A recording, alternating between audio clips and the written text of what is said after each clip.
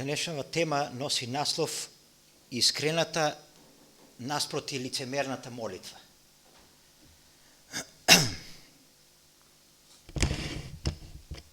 На еден човек, неговата мајка му кажувала како неговата баба го учела за молитвата Оче наш. Он за тоа не памтел, но од тогаш тој постојано се молел со молитвата Оче наш. Добро ли?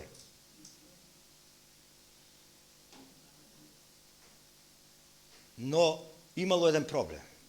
Се молел како млинот што меле. Знаете како изгледа? Јас знам од прилика, како постарите знаат за воденицата, како и млинот.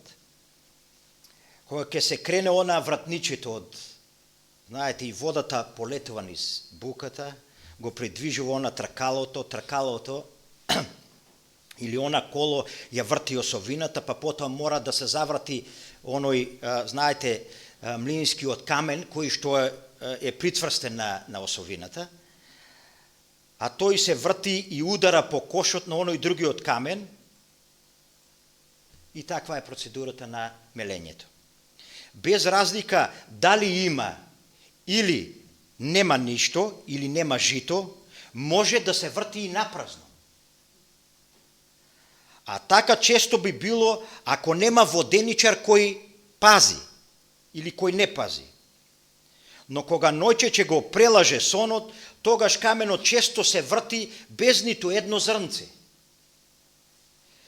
И неговата молитва на овој човек, ова утро, била таква. Без ниту една мисла, без ниту едно чувство. Водата е пуштена, тркалото се вртело, а воденицата си звони и си тропа. Тоа не е вистинска молитва. И најмногу ми е тешко, секој што нема да се пронајде, не важи ова за него, најмногу ми е тешко кога ќе дојдеме тука, или пред Исуса, кога доаѓаме, да бидеме како млин без зрна. Без емоции, без чувства, без длабоки христијански желби, без опростување, без љубов.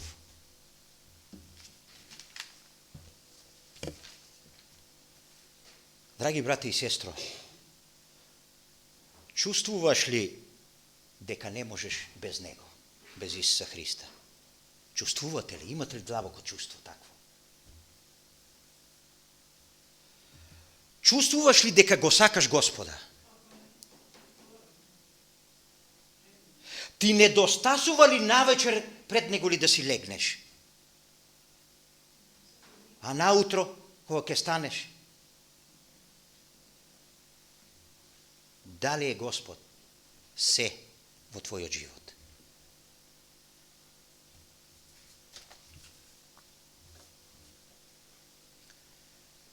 За Јосиф што се кажува?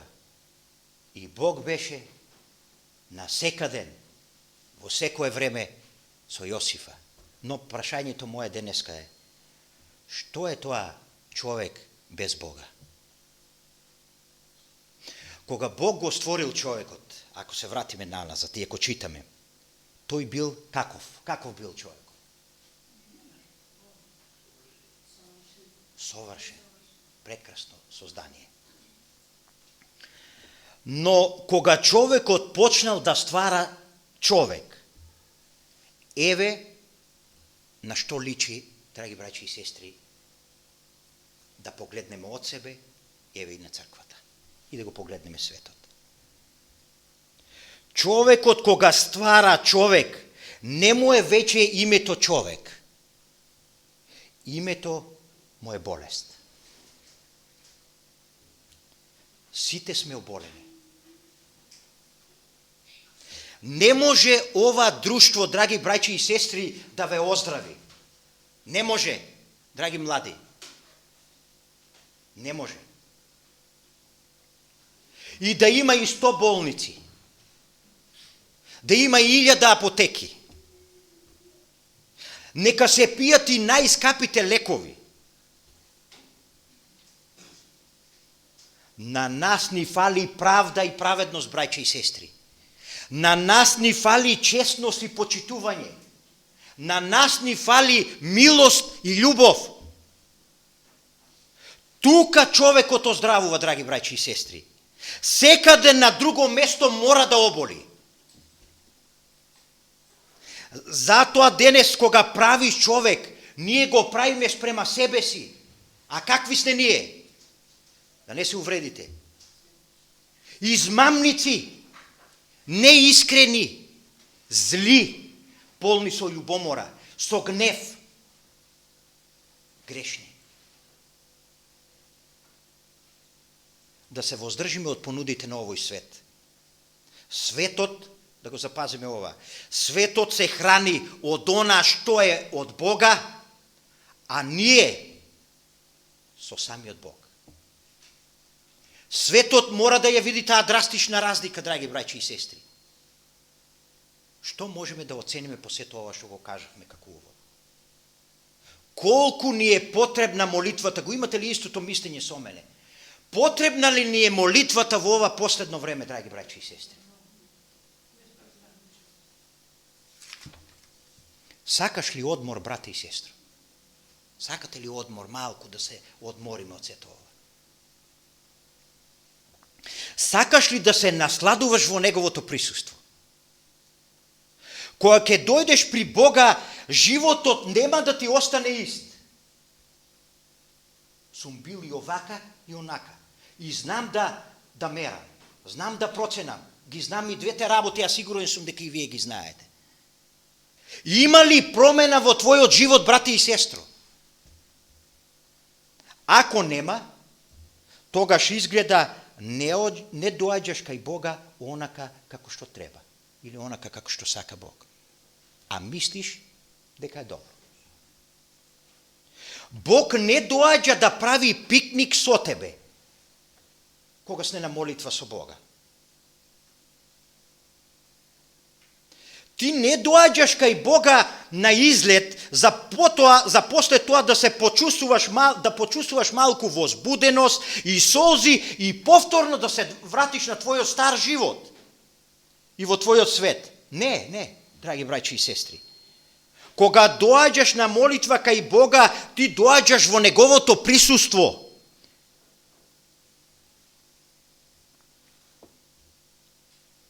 Во Неговото присуство секогаш има резултати. Секогаш има промена. Ако нема промена, треба да се запрашаме. Резултатот првен каде доаѓа? Каде од промената? Во срцето. Во срцето доаѓа. Ке дојде во твоето размислување. Ке дојде во твоите желби. Ти нема да го посакуваш тоа што си го посакувал претходно. Затоа што Бог ги променува твоите желби, го променува твојот копнеш и го насочува кон себе си. Драги браќи и сестри, Бог сака да порасне нашиот апетит за Него. А апетитот како доаѓа? Како доаѓа? Од што доаѓа? Од јадењето? Нели така? Гладот за Господа доаѓа од кого? Од Него. Од Него. Ако сакаш да бидеш гладен за Бога, треба да дојдеш кај Него. Многу едноставно. Колку повеќе Бог пребива во нас, толку повеќе ние сме гладни за Него. Гладни ли сме за Бога, браќи и сестри? Гладни ли сме? Чувствуваме ли глад? Бог ми откри нешто. Многу едноставно. Кога оладувам за Него, кога се чувствувам оддалечен од Него, кога Него како да го нема, го прашувам. Господе, каде си? А тој, знаете ли што ми кажа? Тој просто ми кажува, дојди.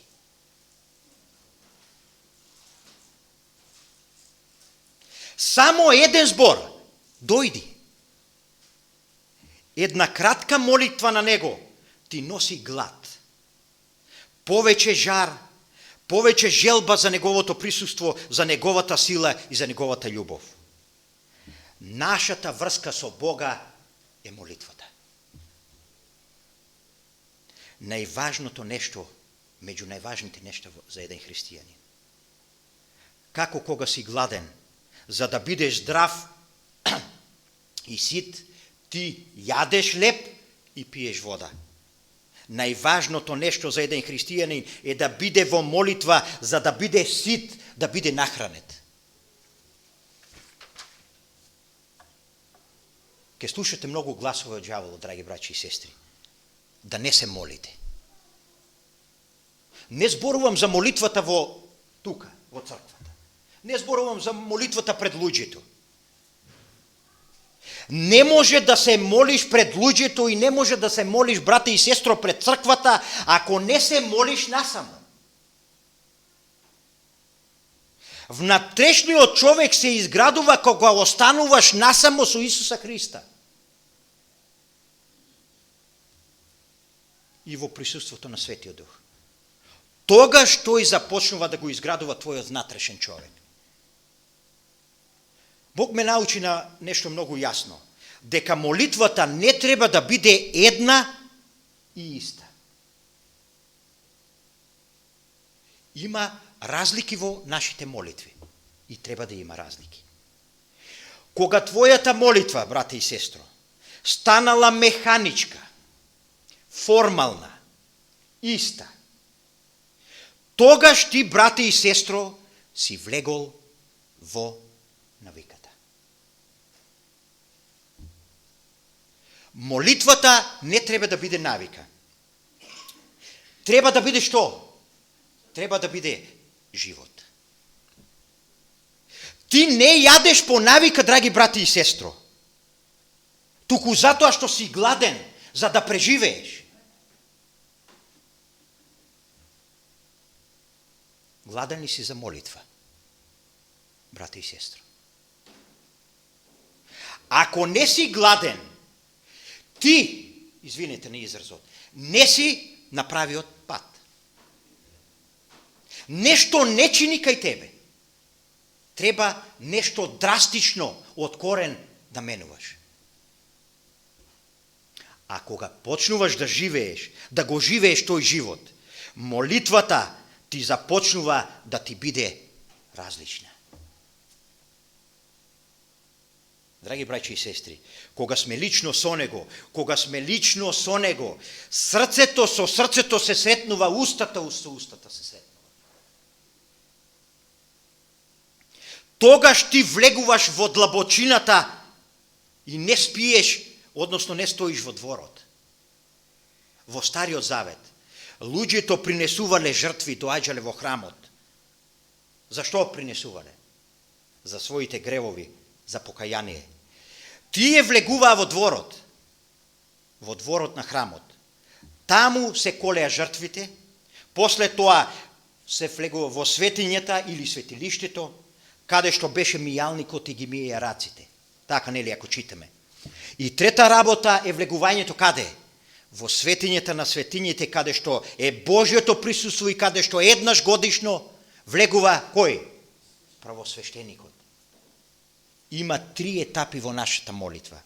Прво, не стои надвор во дворот.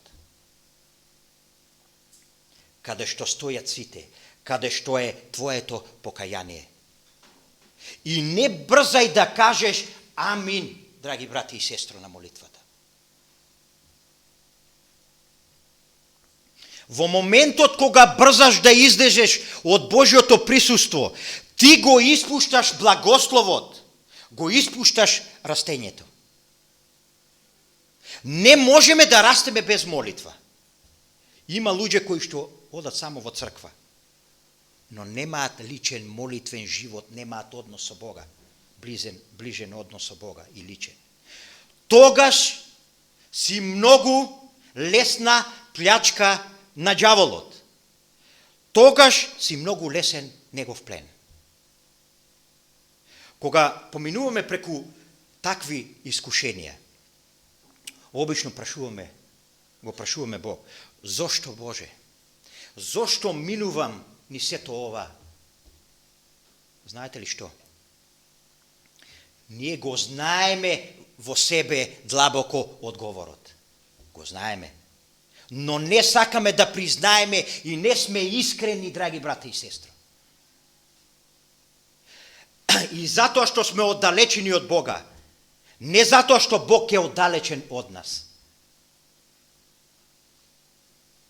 Кога ти, брате и сестро, се оддалечуваш од Него, знаете ли кој доаѓа?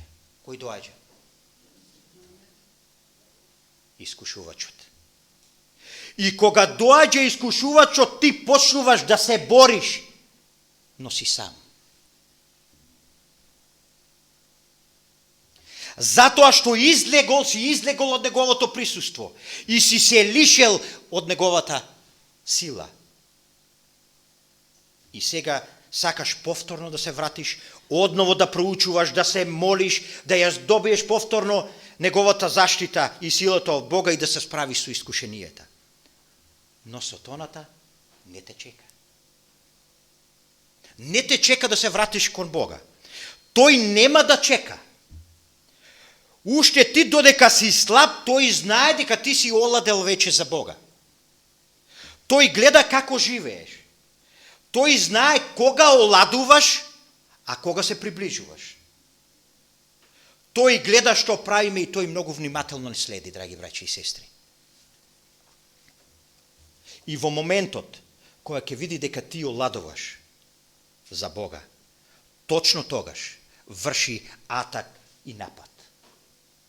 Напаѓа на твоите слабости за кои што си мислел дека си ги победил. И точно тогаш, кога ти се покајуваш, ти наново се раѓаш и влегуваш во Божјото присуство во дворот на храмот. Знаете ли што се случува во дворот на храмот? Новораѓањето. Знаете дека Бог кажува во Римјаните 10:10, што кажува? Кој поверува со срцето и исповеда со устата, тоа е вистинско покаяние. Тогаш ти се раѓаш преку Светиот Дух. Тогаш ти веќе си влегол во храмот, драги брати и сестро. Но се уште си однадвор. Сега дури почнуваш да го запознаваш Бога, точно тогаш започнува твојот молитвен живот. Но како да се молиш? Се запрашувате ли? Секој ден ли? Во кое време? Колку време на ден? Се запрашувате ли? Како да бидеш со Бога? Секој ден. По 3 пати на ден. Наутро, напладне, навечер. Ако не се храниш, ќе огладнеш и доаѓаш да се нахраниш. Не ли така? Тоа е нормално. Нормалната храна со Бога е повеќе од тоа, отколку нашето нормално јадење. Тој кажува што? Да се молиме како? Без прекин. Постојано.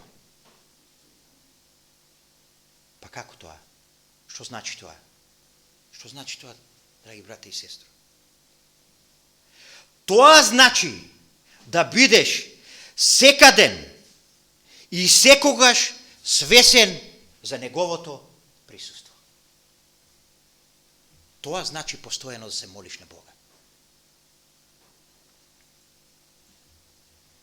Тоа треба да е така и кога работиш, и додека мислиш, и додека шеташ, и додека донесуваш одлуки.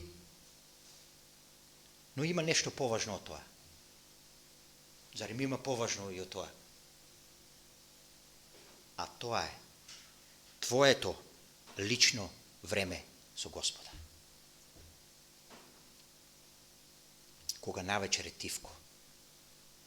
Некои луѓе, знам, имам слушнато, си пуштаат музика и клекнуваат да се молат, незаинтересирано.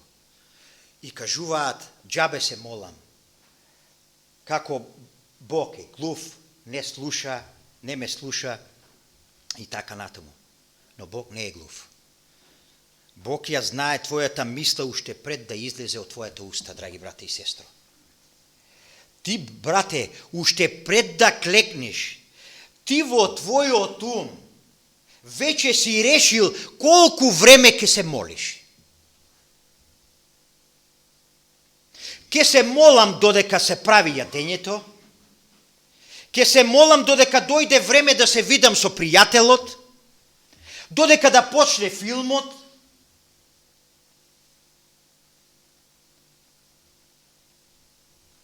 Голема грешка. Си правиме време за молитва во нашиот ум. Ти не го кажуваш тоа со устата, но ти го решаваш со умот, драги брати и сестро. Клекнуваш на молитва, а уште пред тоа знаеш веќе што ќе кажеш пред Господа. И ти ги редеш своите потреби. Господи, ти благодарам за денешниот ден, благодарам за јадењето, за заштитата на моето семејство. Фала ти што ги пазиш моите деца. Господе, дај ми работа. Господе, дај ми го ова, дај ми го она. Господе, води го и чувај го семејството. Колку од вас почуваат со ваква молитва? На колку од вас вака му е слична молитвата? И започнува со твоите потреби, дај. И на крајот се сеќаваш на нешто дека си сгрешил и кажуваш, прости ми за тоа што го кажав, Господи, и тоа што го направив. Измии ме во крвта на Исуса. Ти благодарам во името на Исуса. И веќе времето заминало. Нозете ти трпнат, почнува да те болат, и веќе треба да ставаш. И веќе си изморен, ти се спие, влегуваш во твоето топло јорганче и заспиваш. Сека нешто сакам да ве прашам. Кога последен пат, брате и сестро, си го слушнал Божиот глас?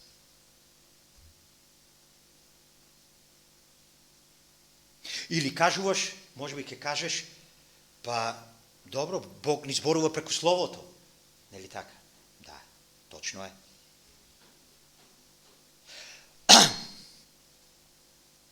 А верувате ли дека Бог, покрај Словото што ни зборува преку Словото, Бог ни зборува и на нашите срца? Што мислите? Верувате ли дека Бог зборува и на срцата? Веруваме ли дека можеме да го слушнеме Божиот глас, драги браќи и сестри?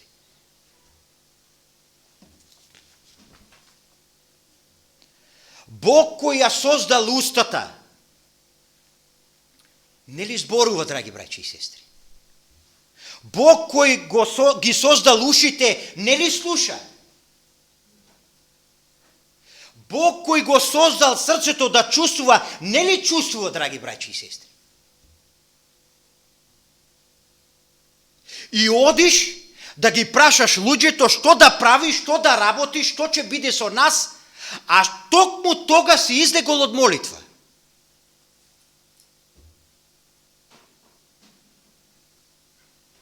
Читаше сестра Јасмина и во поуката, во дела на апостолите, 1 глава, 8 стих. Да не се оддалечуваат од Ерусалим, туку да чекаат.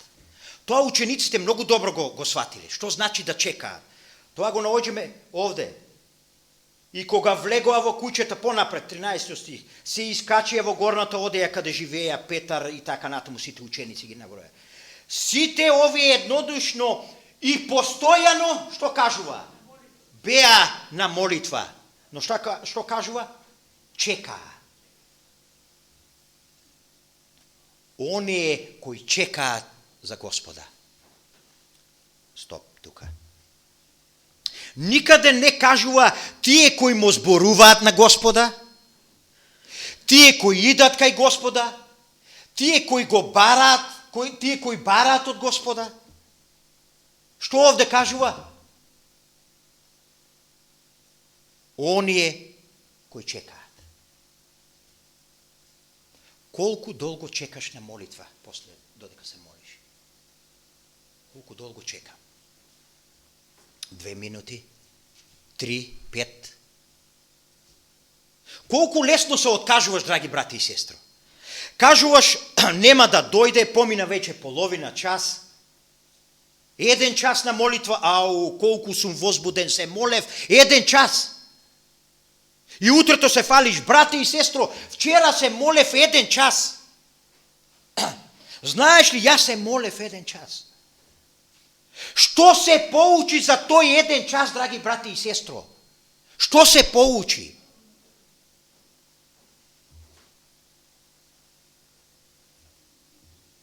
Или обично одиме да бараме и забораваме што? Да чекаме. Оние кои чекаат, силата кога дошла? Оние кои чекаат, тие ќе ја обноват силата на Светиот Дух. Учениците чекале и се молеле. Колку време? Кога дошла силата? После 10 дена. Тие кои го чекаат Господа, кажуваш немам сила, ослабнев духовно оладев, не ми се оди веќе во црква, не ми се чита. Зошто не можам да читам? И велиш, моли се за мене, брате и сестро. Отпаднав. Да, Бог кажува, молете се за еден за друг, нели така? И тоа е добро. Молете се еден за друг. Но братот не е Бог, драги браќи и сестри. И сестрата. Братот или сестрата не го поправаат срцето. Проповедникот не го поправа срцето. Бог е тој. Ти имаш потреба од Бога и од молитва да растеш.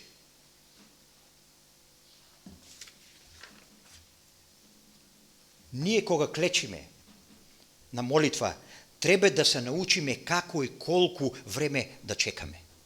Апостолите се научиле да чекаат. Кога Петар се качил на покривот, ја знаеме ли таа случка, нели? Кога се качил на покривот да се моли, јас сум сигурен дека за време на молитвата имало и пауза. Петар стоел во молк, драги браќи и сестри. И тогаш дошло и трпението и видението. Да молчиме. Но ние луѓето многу сакаме да зборуваме, драги браќи и сестри. Не можеме да стоиме тивко. Телевизорот го гледаш, не го гледаш, но цел ден ти брбури над главата. И се чудам како христијаните можат да трпат толку време.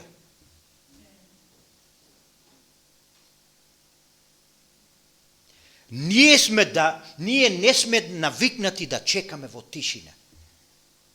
Не сме навикнати да се одмориме од светот, од проблемите, од луѓето, од семејството, од своите деца и од се друго.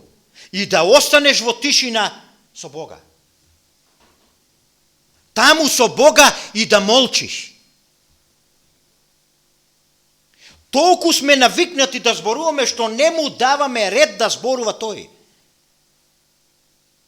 Како сакаш да зборува Бог кога не чекаш, драги брати и сестро, кога не чекаш да го слушнеш?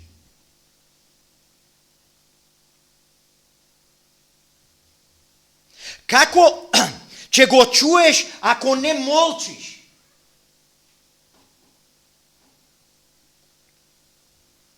Мислиш колку повеќе зборуваш, тој ќе те услиши. Не, напротив, спротивното. Но знаеме ли дека тој не доаѓа веднаш? И почнуваш да тропаш со нозете, Господе, тука сум веќе 1 час, ти не доаѓаш, но него го нема.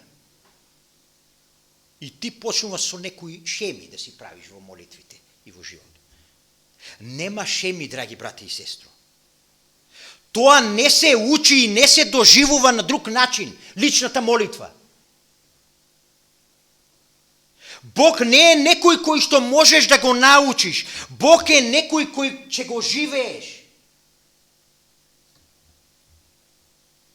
Тоа не е нешто да го учиш, нешто да го научиш и напамет да го повторуваш како ова мелница.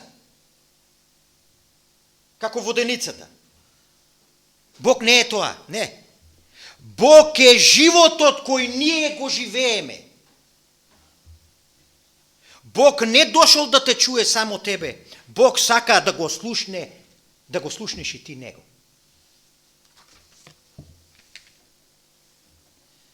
Драги браќи и сестри, знаете ли кога се случила најубавата молитва? Тогаш кога останала без зборови. Кога била распната. Нема поубава молитва од она во која нема ниеден единствен збор, а стои пред Бога. Таква молитва моја милена на Бога. Доаѓа еден пријател кај мене и ми вели: ми се роди син, но не знаеме дали ќе преживее. Те молам, моли се за него. И викна да плаче човекот на цел глас.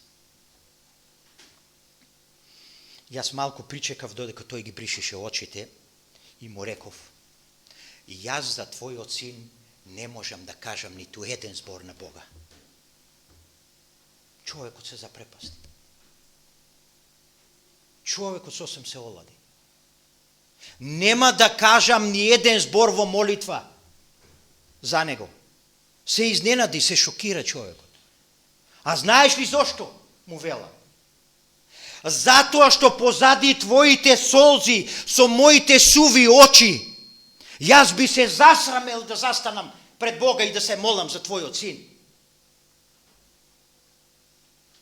И целиот свет да дојде со суви очи, да дојде наспроти твоите солзи, ништо тука не вреди. Наспроти твоите очи кои пролеале молитва на Бога. Не моли устата, очите молат, драги браќи и сестри. Да го сватиме еднаш тоа. Очите молат. И Бог само на очите може да им се смилува и да им верува. Нема на устата. Тој во очи не гледа. Во очи не гледа. И не треба ништо на Бога да му кажеш. Само ако искра имаш во твоето око, не плаши се, услишена е молитвата. Исус е гаранција, неговата смрт е гаранција за тоа. Не треба да очекуваме некој возбуди. Искрено само пристапете. Признајте се пред Бога. Сетете се само, драги браќи и сестри, сетете се. Сетете се само на Ана од Стариот Завет. Го измолила Самоило како? Како? Со солзи. Сетете се само, драги браќи и сестри. Сетете се само на Марија Магдалена. Со солзи ги испрала своите гревови. Сетете се само на Петар. Со солзи го испрал предавството свое, негово. Сетете се само, жено, што плачеш, кој го бараш? Го барам Исуса воскреснатиот, ако си го украл, врати ми го. Се сеќавате ли, драги браќи и сестри? Не мораш ништо да кажеш. Искреното срце може да се види во твоите очи, а тоа Господ го приметува.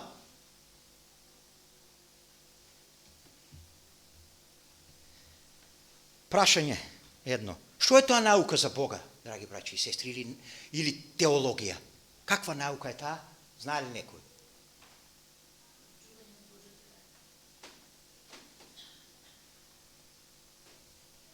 Што е тоа теологија или наука за Бога?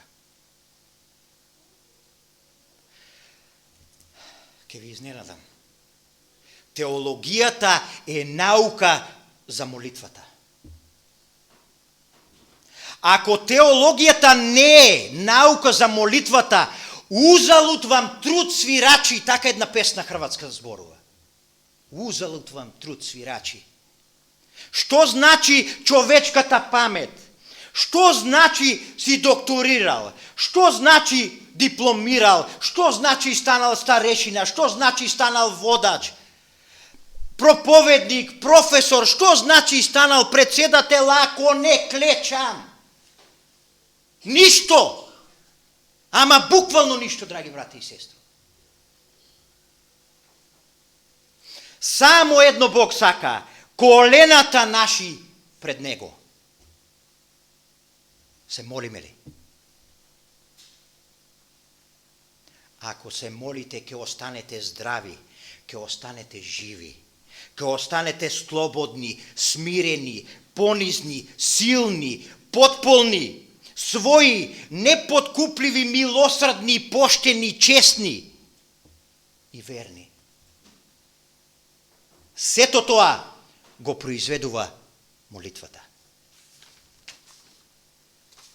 Ако ме прашате, која молитва му е најмила на Бога? Има една. Има една. Значи молитвата може да биде заедничка, може да биде лична. Молитвата може да биде посебна. А најубавата е бесебната. Јас така ја нареков. Бесебна молитва.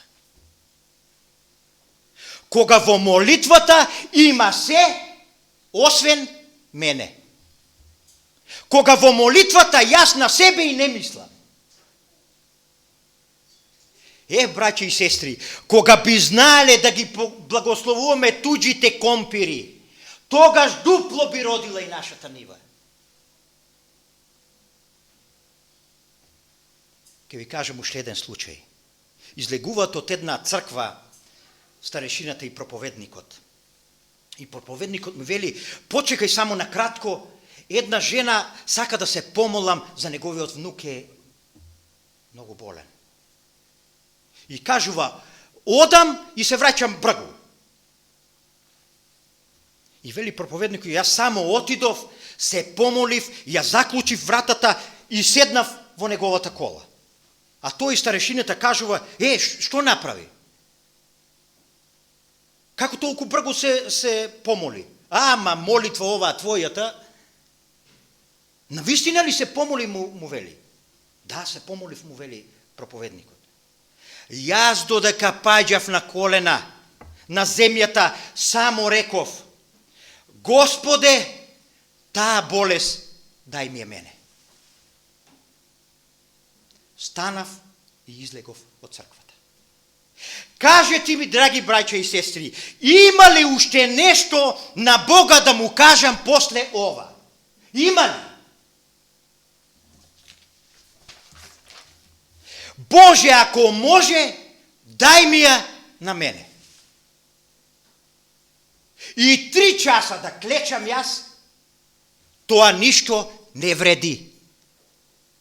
Заложи се себе си, брати и сестро.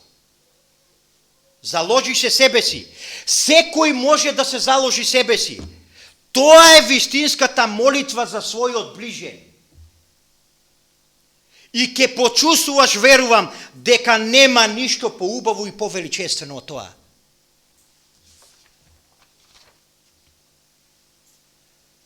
Се возиме во неговиот автомобил на еден пријател и сега тој почна, како впрочем и сите луѓе ние, почна онака за неговите проблеми, неволји, тешкоти, маки, знаете, сите сме така. И што туку почна подлабоко да кажува за неговите маки, јас му велам стој. А пред нас гробиштата. И влеговме во гробиштата и застанавме околу нас неколку гробови. И му велам, Јове, знаеш ли дека ти, јас 3 пати доаѓам неделно тука и се молам на мртвите. И ме гледа он мене. А знаеш ли зошто? Јас зборувам со мртвите. И тој гледа во мене и мисли дека јас сум, знаете, малку, онака, не токму. Ама сериозно ти кажувам, најсериозно ти кажувам. Сакаш ли да те научам? Сакаш ли да те научам? И тебе, му велам. А тој повторно зачудено ме гледа и не одговора. Ке ми помогнеш ли, како пријател, мораш да ми помогнеш околу тоа, ако сакаш да те научам. Ами може. Ти ке ми помогнеш околу тоа, твоја задача ќе биде она што ќе го слушнеш да ми го кажеш. Се договоривме ли? Сакаш ли? Сакам, се договоривме. И јас викнав. Мртви! Мртви! Уште еднаш велам за тој да чуе, да биде при себе. Што е животот земајски? Што кажуваат му? Ништо. Ништо! Му велам. Што е убавината? Што кажува? Ништо. Ништо, и јас слушам.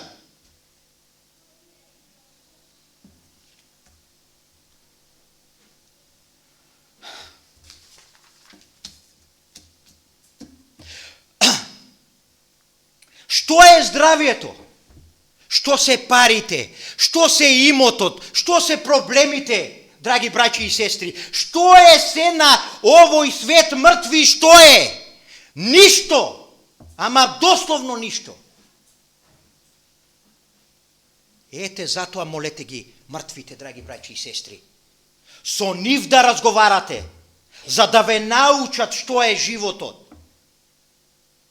Постои ли нешто да е нешто, драги браќи и сестри? Љуби го Бога и својот ближен. Љуби го Бога и својот ближен. Тоа се слуша од земјата. И тоа сакам да го слушнете денес и вие и да го запаметиме заедно сите. Јас никогаш не сум се молел на мртвите, но јас имам приказна. Јас со нив разговарам. И се што ми кажувате вистина. Никогаш не ми излагале. Никогаш не ми излагале до сега. А овие живите секогаш. И ке дојдам утре, и ете де утре, де други ден, 5 години поминали. Ова ќе го направам, го нема нигде. А тие се што ке кажат не лажат. И затоа вие живите кои се сметаме за живи. Поскоро здружете се и умрете, драги браќи и сестри, за да дознаете што значи животот. Ослепете за да прогледате. Господ нека ви помогне. За тоа и ќе оживеете. Знаете ли како ќе оживеете? Како ќе постанете здрави, лесни, меки, чисти, отворени? Ете тоа, нашиот Бог нека ни го подари на сите нас денес. Амин.